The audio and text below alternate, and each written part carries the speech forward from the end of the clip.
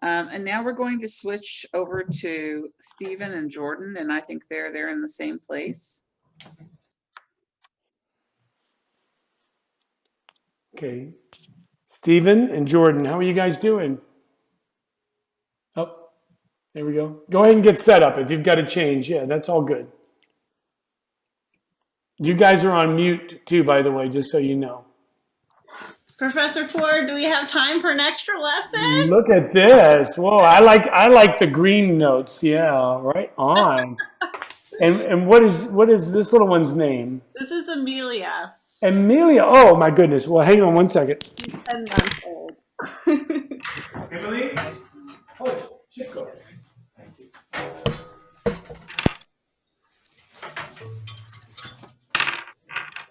This is my Amelia. Oh my goodness! This little girl is Amelia. And her Polish name is Amelia. And this is Dr. Hi. And look at her, show her the instrument. Nice to meet you. Amelia, can you show your instrument? Can you play it? Can you play it for us?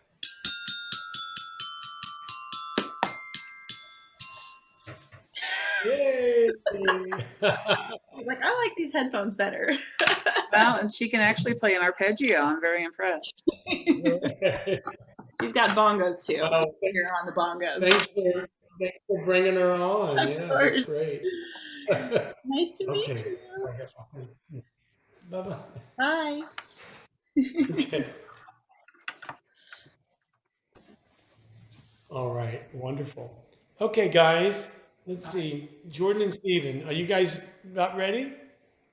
Yeah, we should be in just 1 second. All righty. Was the audio working okay for you guys? Yes. I hear you fine. Okay, perfect.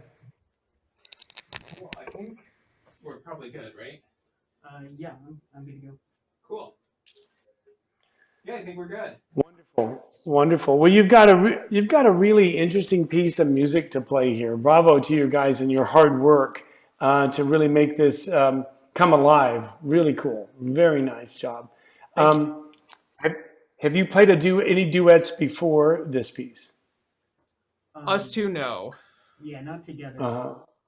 Okay, but you've played duets with other people. Yes. Yeah. Excellent, excellent. Well, this one, I feel like, as I wrote, also maybe back up. Have you seen the notes that I wrote you from your evaluation? Yeah. Okay. Did you have any questions about those before we get started? No, I think they were all pretty self-explanatory. So. Okay. Okay. Great. I think the biggest issue here is how we can bring, and you may have, if you've been listening today, you may have heard me say this more than once. How do we bring personality and character to this music? And the really, guys, the only way that that's ever going to happen is that you have to raise your attention to detail of what's on the score. Okay? We have to make sure that everything that Professor Burrett wrote on this composition, that we can actually hear that change. Okay? Not that just that we know it, you can actually hear it. Now, when you record yourself in rehearsal and like the video that you sent for me to listen to, when you listen to that, how I do this for myself, like either with my ensembles or with my individual playing, I'll record, have the score in front of me, and I listen for two things. Number one, can I hear everything that I see? Okay, all the markings. Do I hear those markings? And if I don't, I mark them. Yeah. And then those marks are going to guide my practice. I'm going to fix those spots. You follow me? So if I see something and I don't hear it, I'm going to mark it. Now, here's another thing. Here's the second thing. The second thing is, do I hear something that I don't see? Whoa, what's going on? I'm putting in a retard. It doesn't say to retard. Why am I doing that? Or I'm playing soft and he says forte. Whatever detail it would be, I want to address that. Because you have to be honest as a unit together. You have to communicate effectively together to speak about the music, talk about the music. And when you study and listen, when you're honest and go, oh, whoa, whoa, whoa, he says to excel here. I don't hear an excel. Okay? So then you have to make it so anybody in the room can hear it. Okay? That clarity is going to make this performance go from great to special. Okay, because we're going to be able to hear the details and feel your music. Okay, because as students tend to be subtle when in these changes. I have to be honest with you. Younger musicians tend to be subtle. Like, oh, I know it's mezzo forte to mezzo piano, but I'm like, I don't hear it. I should be able to hear that. So if you can't hear it, then there is no detail. So, and you're not going to be shocked because you know this. You know that maybe at your school here or other places where you've seen lots of people play and the attention to detail is not so strong. Okay, but you two and all the other people that have been playing here today have the potential to raise your level of performance just by doing what we just talked about. Yeah. At this point, I could say, bye-bye, see you guys later, and I would have done the best I could do because that really is the essence of what you're trying to achieve. Sure. Okay. Now, everything else we're going to talk about is always going to come back to that square front, except there's one thing that I didn't say. It's so important. Is that when we play music, we always have to be focused on the quality of sound that we're creating, the tone of the instrument. Okay. Now you might think, well, what's the big deal? It's like, the novice doesn't play the piano. Anybody can walk up and play a pitch on the piano, right? But is it the right quality of pitch? Is it sound? How can one pianist make a B flat sound a certain way and the next person make it sound completely different? It's about touch, it's about feel, it's about conception. Same thing is going to happen here with the marimba. Okay, these bars of wood are vibrating at different rates, and how you put them into motion is going to be effective. So that quality of sound, listen to this, gentlemen, the quality of sound is going to become more special than being accurate. Yeah. Okay? So listen, I'm not telling you not to be accurate, but I'm just saying that when you play music, you have to play from the heart and you've got to play what you feel the music should be. If you miss a note or you mishit a note or something, which everybody has done, it doesn't mean the performance is compromised at all. It just means that little detail you'll get next time. Okay? Yeah. But the most important part of the performance is this overall expression and attention to clarity and phrase direction that we talked about earlier. That is what audiences walk away from. They don't walk away from going, oh man, in that third movement, he missed the B flat. What's going on? Nobody talks like that. Nobody cares about that stuff. You guys have to deal with the detail, and you're doing it. I mean, I'm kind of preaching to the choir, but I'm telling you that even so, the next time you do this, you could raise this level just by reasserting this. Does that make sense? Because you might think we've gone over this 100 times. Let me give you an example. Have you ever listened to a recording? And I hope you say yes to this. I don't know about you, me, but I've had recordings that I have listened to, I don't know, 50 times, 100 times. And then one day I'm listening and I hear something I have never heard before in that recording. Yep. You ever had that experience? I'm like, definitely. How could that happen? How could I not hear that the cabasa comes in right there, or the violin, or whatever? I don't know, whatever, it doesn't matter. All of a sudden I hear something new, and it makes me think about our attention to detail, how we listen and how we prepare. And that this is the kind of thing we have to be open to and not be closed-minded about. We have to always be looking for bigger ears. We just did a session at North Texas with our 10 Questions Plus series that we've been doing, and it was Peter Erskine, world class, oh man, one of everybody's favorite drummer of all time, maybe. We had him and Steve Gadd. Both of these guys said they walk into the studio, and my students were like, how did you prepare? Did you do blah, blah, blah, blah? And they're like, they don't even see the music until they sit down at the kit, for the first time. And Peter's talking about, I just have to use my ears, and I decide in the moment what is best. Now, see, the fact that his ears are so huge and has such experience, it brings a lot to it. You two are dealing with something where you can actually prepare, think through it, talk about it, argue about it if you want, but then you're going to come up with this solution that's going to be unique to you two guys. Yeah. Sorry for the lecture, but you're playing too well. You're playing too well not to talk about this issue. Okay, you get it? You know what I'm saying? Yeah. Yeah. Okay. So let's start. Let's play the piece. Well, we're not going to play the piece, but we're going to play parts of it. Sure. Can you start the beginning for me? Yep. Yep. Yeah. Go for it.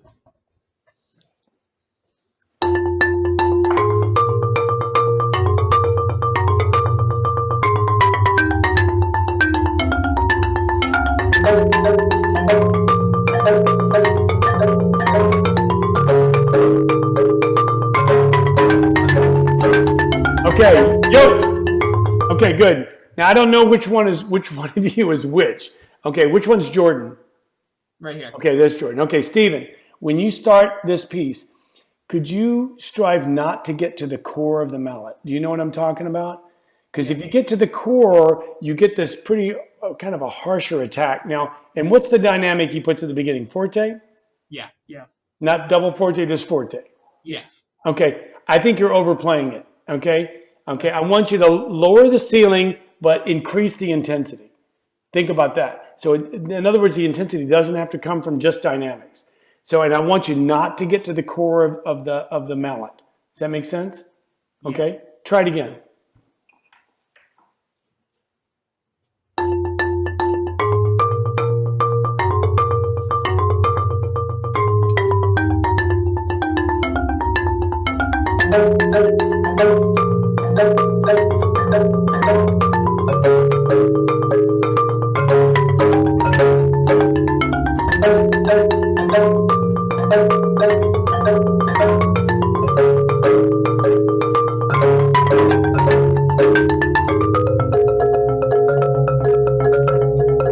Okay, good. So in every piece, there's going to be impact moments. And with Michael's writing, it's not uncommon to have a big opening and then boom, a shift, right? And maybe that shift is right here. I don't have the score in front of me, but probably moves to what? Mezzo piano, mezzo forte? What happens there? Mezzo piano. Mezzo piano. Mezzo piano from forte. So that, I mean, boy, it ought to sound like somebody shut the door.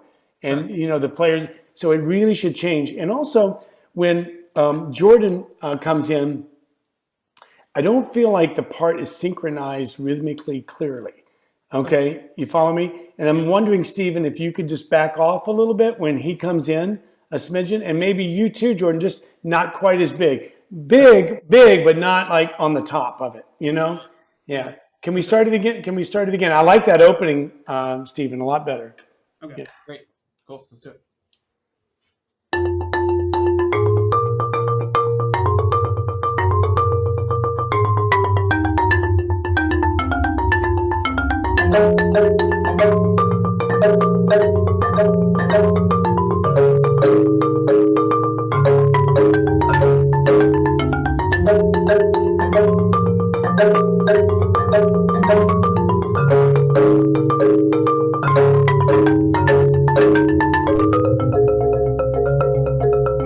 Good. Okay, awesome. All right, I mean, I think we're moving in the right direction. Imagine like, I'm trying to think of a good analogy. Just try to imagine like a recipe. And like we know if we put a little more of this or a little bit more of that, then we're going to come up with a certain product.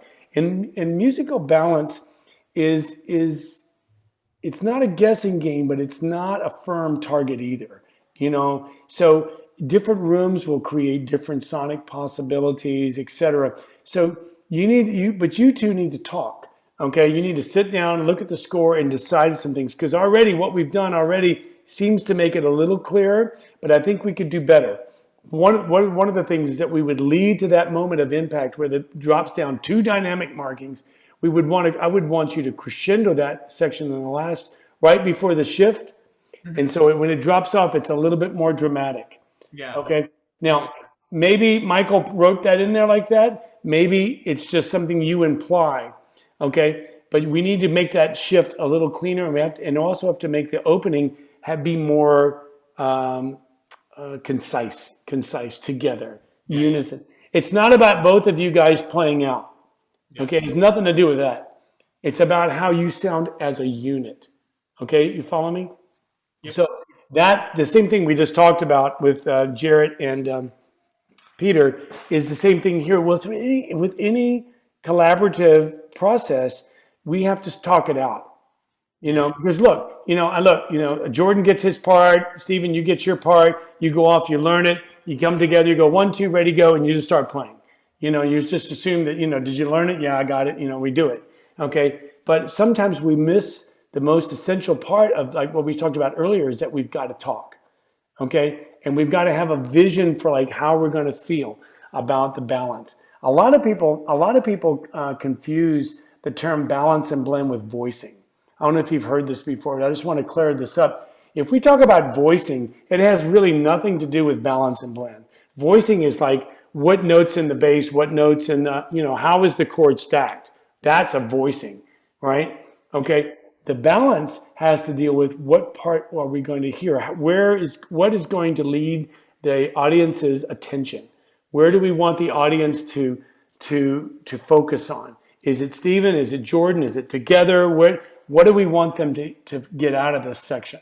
And that's what you two have to decide, given the amount of detail on the page that we just spoke about. Yeah, bravo, man. Go on, let's move on. Let's take it right at that mezzo piano section. Let's keep cooking. Yeah.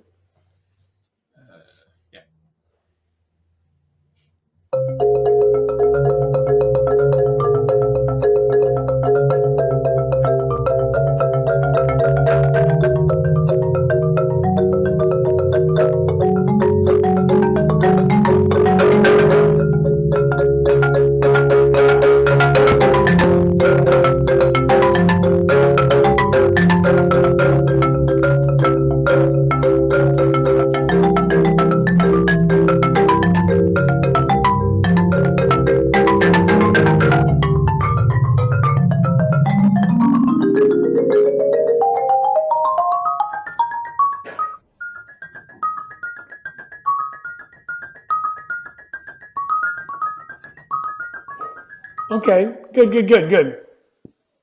Okay, now, guys, I don't know you, and I haven't been in the same room with you to hear you play it. And what I may be hearing may be a little compromised just because it's Zoom. I get that.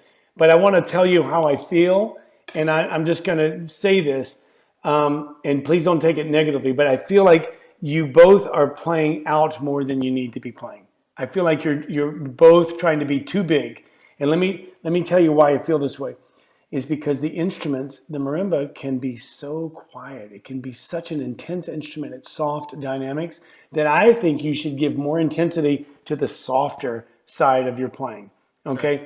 And do everything that we talked about in the beginning regarding those details, and awesome things are going to happen. I mean, I think it's going to blend together a lot better than what you're doing even right now. And you're playing well, but I want you to think about playing well to playing like awesome at the top, okay? And there's a couple things that we need to do about that. Number one would be the talking we talked about, the details that we talked about, and maybe both of you just lighten your touch a little bit, highlight the listening. The second thing would be about the mallets, okay? I'm just not a big fan of duets. I just never had any success with this, where when the mallets were fundamentally different in terms of chord. The core of the mallets. You follow me? So we just talked about that with Jarrett. You just heard me do that with Jarrett and Peter. So you guys should consider that just to see what's possible. Maybe it's not a problem. Maybe there's some advantage you could have by experimenting. Nothing's going to hurt by experimenting.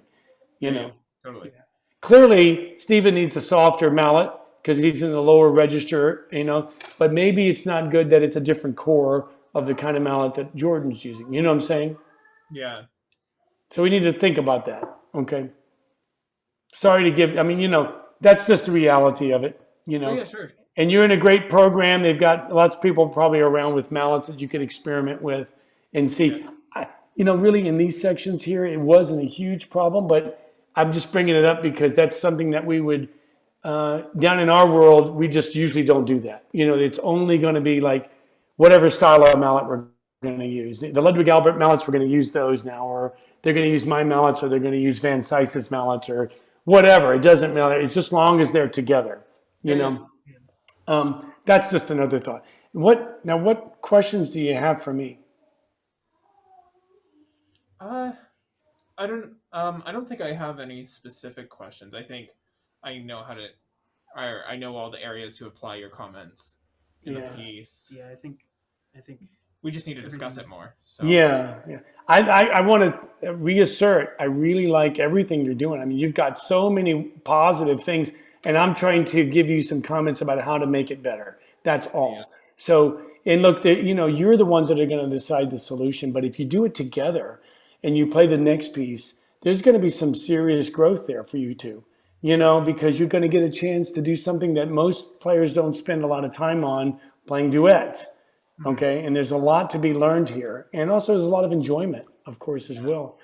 Don't beat yourself up over sections that are challenging. Find solutions. Find the solution for you. Find the way that makes this piece effortless for you. Okay, and listen, you might think, well, I'm just going to say this. I know that Ms. Helbel's recording these sessions, but there's definitely been times when somebody has written a piece and they've asked me to play it, and then I will modify it. Because I'm thinking I see the effect that they want, but oh boy, it's just the way they wrote it just is incredibly difficult, but by changing one note, and almost always it made it right for me. And the composer really didn't even recognize that I had made a minor change, So it's just something I'm not telling you to do that in the first step. Goodness. I'm just saying you want to find your voice with any music that you play. And you guys are doing such great work, man. So keep it up. awesome. Bravo. Yeah. Thank you very much. Thank you Okay. guys very much. Congratulations. Thank you. thank you. Okay, thank you so much. And now we're going to switch over to Christian and Alec.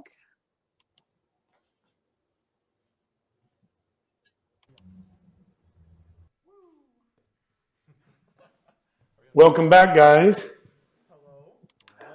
Good to see you again. Yeah.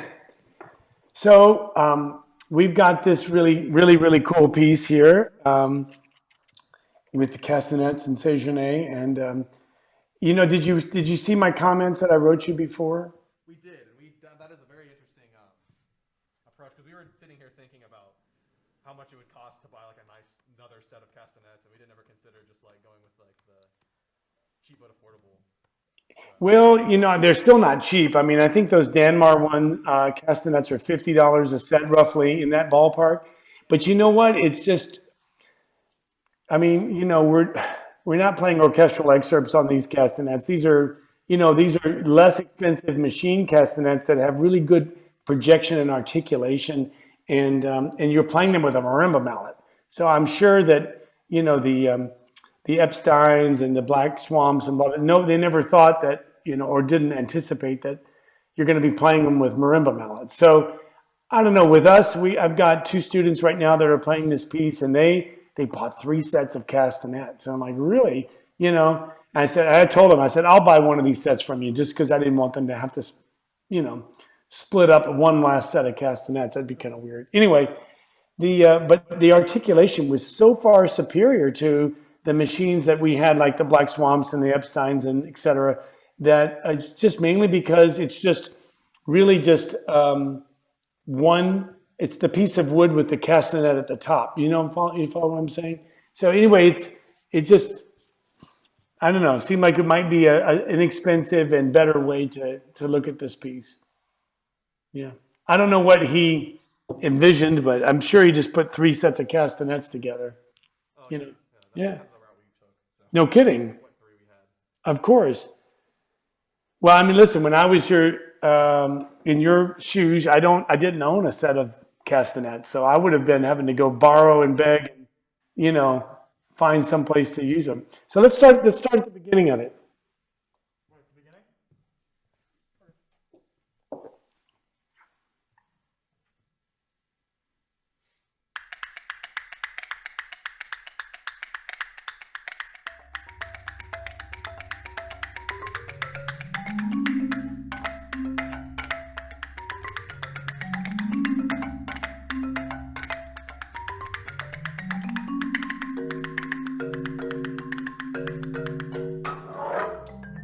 Okay, good.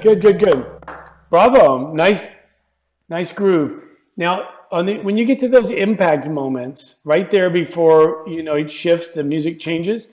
I believe those are accented chords, right? Boom, ba, ba, boom, ba, Is that correct? They have accents? Now, this is something we haven't talked about today, but you have to be careful about accenting a note with a legato stroke. Okay? So let me tell you about this. That usually doesn't work well. So for example, you've got one of you playing with a legato stroke on the accent and the other one playing a more staccato, marcato stroke. Okay? They're not going to sound the same and they're not going to be delivered in the same amount of time.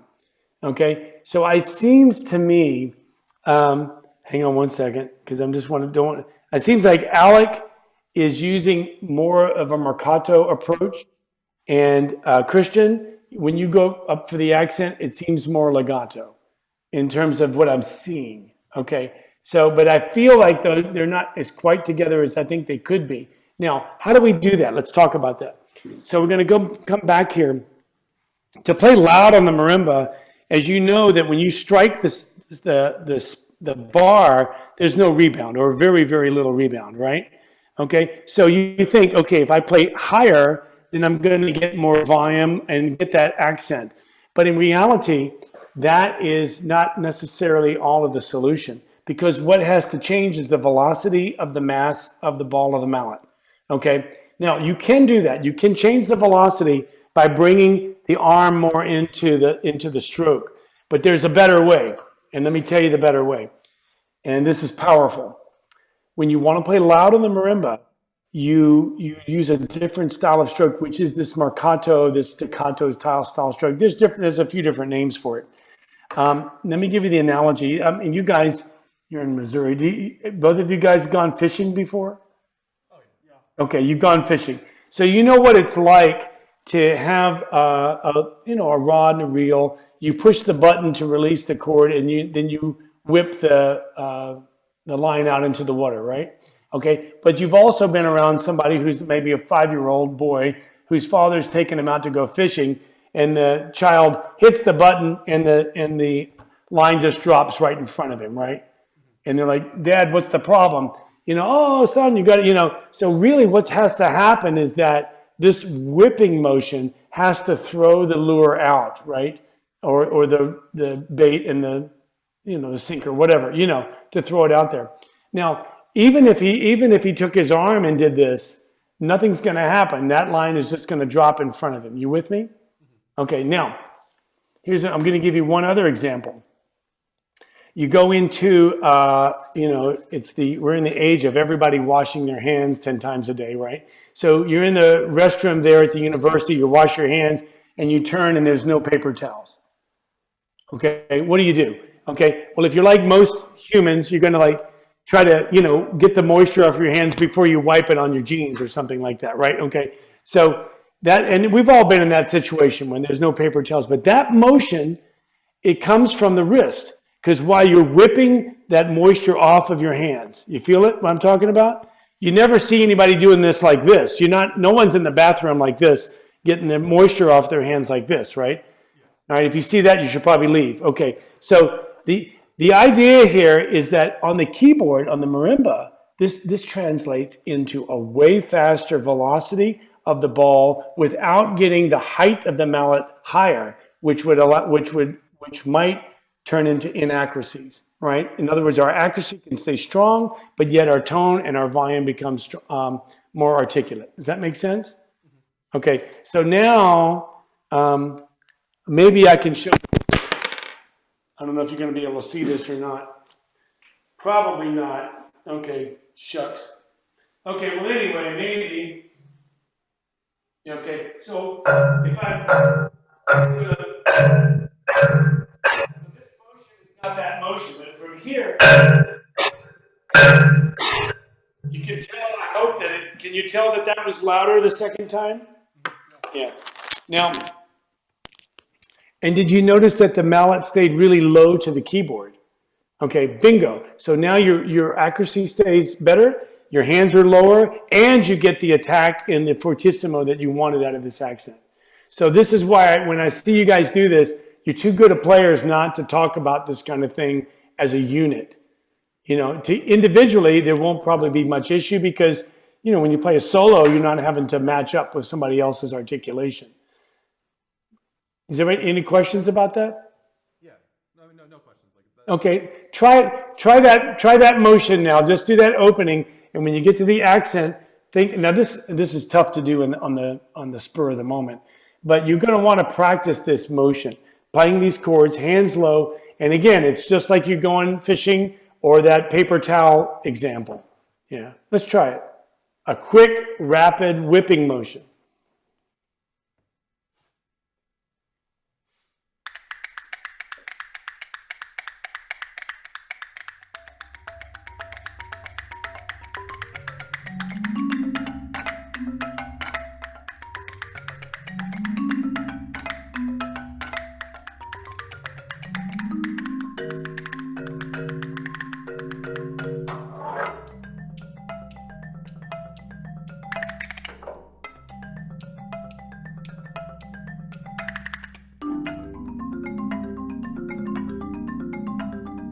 Okay, good. Hey, not bad, not bad. Better. I mean, that's not something you want to do in the heat of the moment. I get it, but you understand the concept, right? Yeah. Okay, good deal. Now, Christian, after the transition there, you have to play like 3 notes on the resonator, right? Yeah. I just think it's a spot where Emmanuel, he wrote it there, but it's really hard to deliver. It's really hard to deliver the quality of sound that you want from those 3 notes. And they're kind of important because it kind of sends the music off into this new section. If it's me, I would be improvising there. I'd find something else to strike. Maybe the end piece of the instrument. Maybe reaching down. I don't know if you have time to get to the bottom of the resonator to play that figure. But it's not just you. I mean, it's everybody that plays this thing can never get a decent sound there. You could also try the shaft of the mallet across the resonator in there, but again, that's a little dicey. Try it for me by yourself, Christian.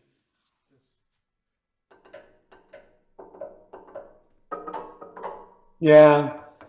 The inboard's probably not a good choice, but I'm just saying that here's a moment where you can be creative and go, okay, I'm going to play that on the castanet, or I'm going to play that someplace else, because it's not effective. It just doesn't. I mean, when we did it here, we had to change it too. It just couldn't seem to get the quality and projection of that rhythm to speak.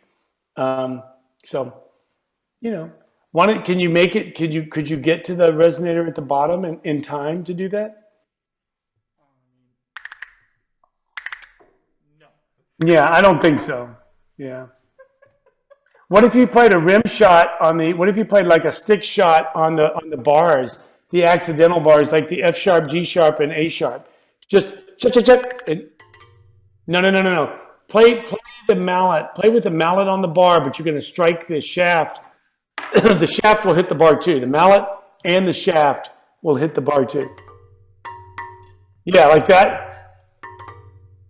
No, but I would go like right, left, right. Just right, left, right. Yeah, what we're talking about is an effect as opposed to pitch. Does that make sense? Try it again. Yeah, listen, I don't have an answer for it, to be honest, but I think that there needs to be a solution, and your solution may be different. But can we try it that way just to see what that does? Try the stick shot on the marimba bars and see what happens.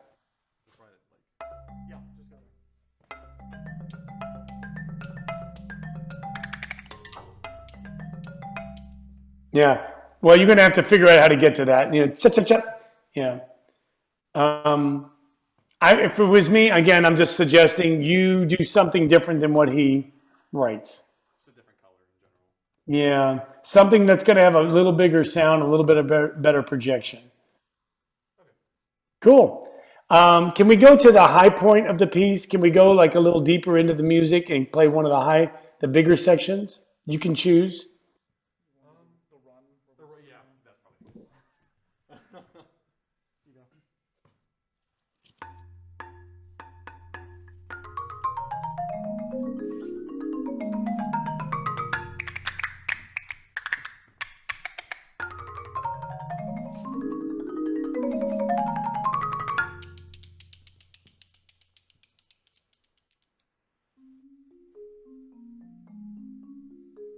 Good, good, good, good. You know, I just want to overemphasize that the average listener doesn't expect you to play the sticks like that. You know, it's for us, it's like, what's the big deal? You know, but for an audience, they're like, big deal. So why not make it a bigger deal? Look at each other, eyeball, sticks up, and then come down to the keyboard. You know, make something dramatic, make something that's mundane or something normal for you, but make it interesting and give it personality and character. You follow my drift? So you're doing pretty well with playing the notes and all. There's definitely some differences in interpretation of those groupings, but that's something we would deal with when we have more time. But in general, guys, look, I mean, the fact that you're playing 3 sets of castanets and dancing around the marimba, I mean, that's not normal either. Okay, so, you know, you just have to think about everything being a presentation for the audience. And something like that could be really impactful. Okay, it's simple as it is. Sometimes the simple things make the most important moment. Does that make sense? Because you have like what, 2 bars of 16th notes clicking, and you're looking at each other as you go da da da da da da da da da da da blah blah blah blah, and then you go into the music. So you could consider something like that. More creativity, more imagination. Like, what could this be? Okay, he wrote it like this, but how could we do it to make it unique and novel, but yet capture all of the detail in his music? You follow me? Yeah. Yeah. Listen, if you add some character, and let me tell you something about audiences. I don't care what you play, how well you play it, how poor you play it. If you look at each other while you play and you communicate in a manner that gives that connection, audiences eat that up every time. Because that's what they want. They want you to look at each other and they want to see a sense of fun and enjoyment or energy and intensity, or whatever it may be. Okay? They don't want to see 2 guys in their own little world dancing around the marimba. They want to see the connection. Because music is like relationships. I mean, that's what that's what makes it interesting. You know, the 2 of you together is what makes it interesting, not what you're doing necessarily. Does that make sense? Okay. Yeah. Do it again. Start at the same spot. I know we're going to run out of time in a moment, but do it again. Wind it back.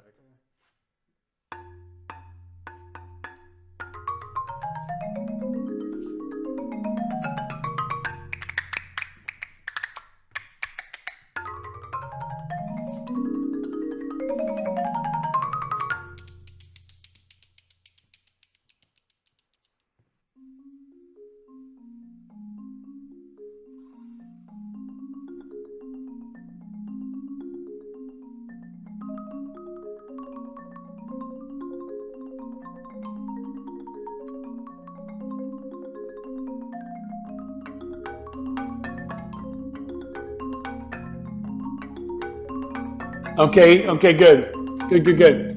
Okay, Christian, when you come in with a low end, don't blow out the melody, okay? Because Alex got the melody, so you have to continue to reinforce it. Now, clearly the accompaniment starts to grow and push the piece to a different moment in time, but you can't overtake the melody at any time.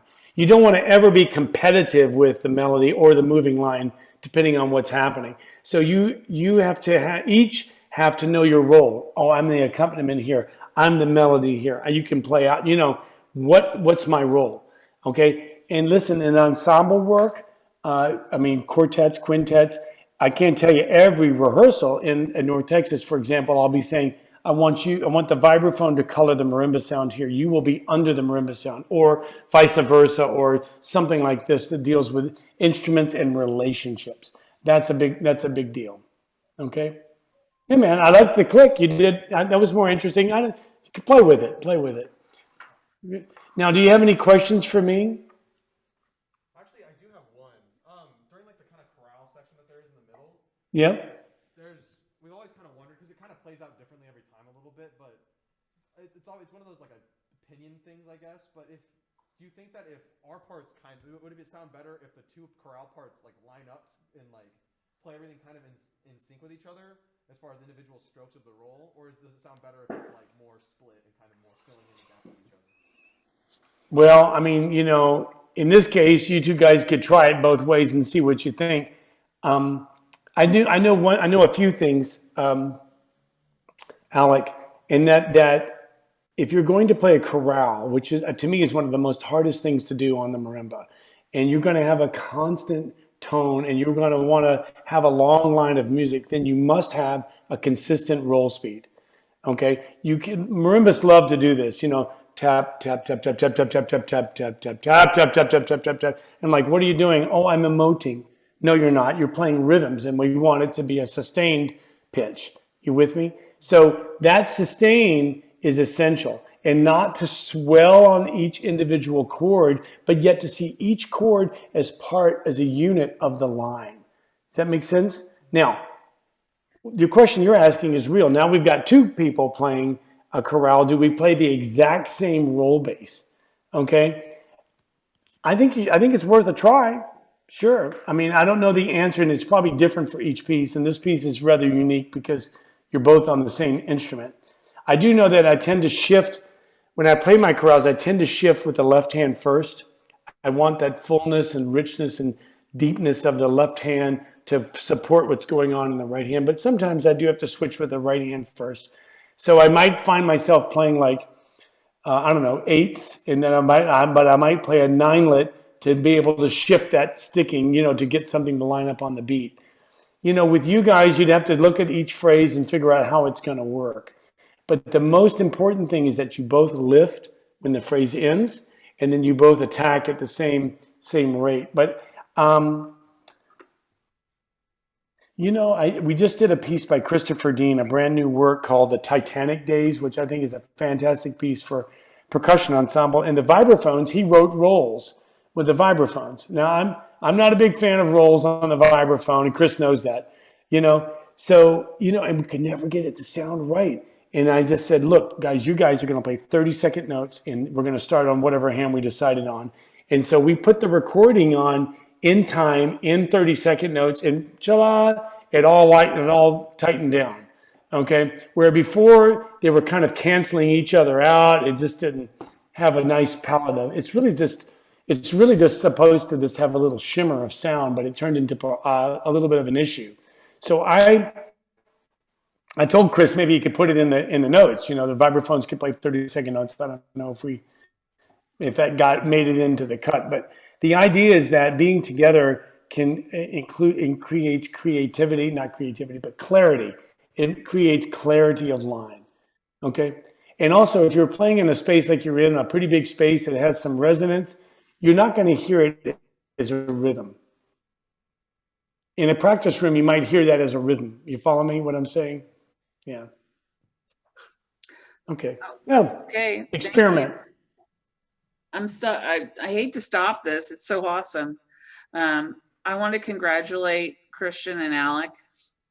I've gotten so many comments on your performance of people that have seen it.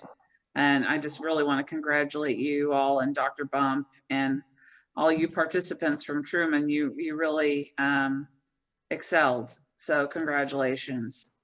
And so right now,